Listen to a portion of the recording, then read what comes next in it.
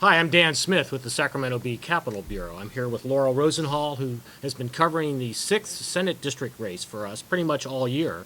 It involves Roger Dickinson and Richard Pan, both battling to see who will fill the seat being vacated by Darrell Steinberg here in Sacramento.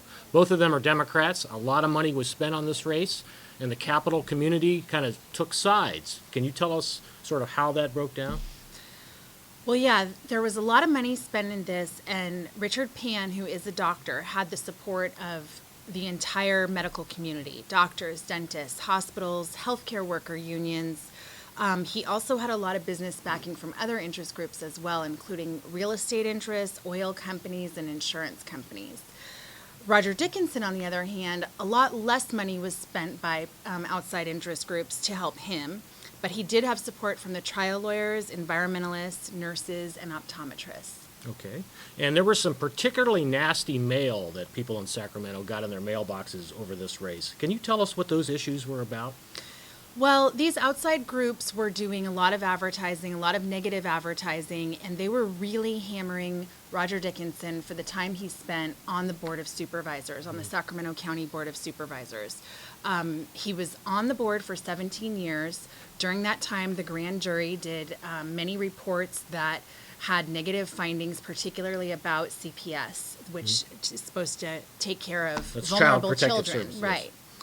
And so there were a lot of attacks on Dickinson for basically failing to solve some of the really entrenched problems in that agency. He also was on the board when the grand jury criticized a program at the library. There was a kind of a problem with a sort of kickback scheme by a contractor, and once Dickinson got to the assembly, he wrote a bill to change the way grand juries do their investigations. So the groups that were supporting Pan really made an issue out of that and went after him in many mailers and on television with ads that aired during the World Series. On the other side, groups that supported Dickinson, they went after Pan for the support that he has from oil companies and some early votes that he took. He abstained on votes that would have cut back on fracking.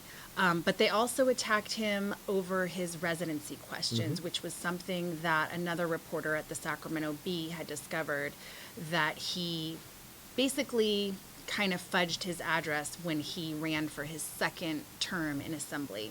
But he's never been charged with a crime, and Sacramento's district attorney actually endorsed him in this race. Thanks, Laurel.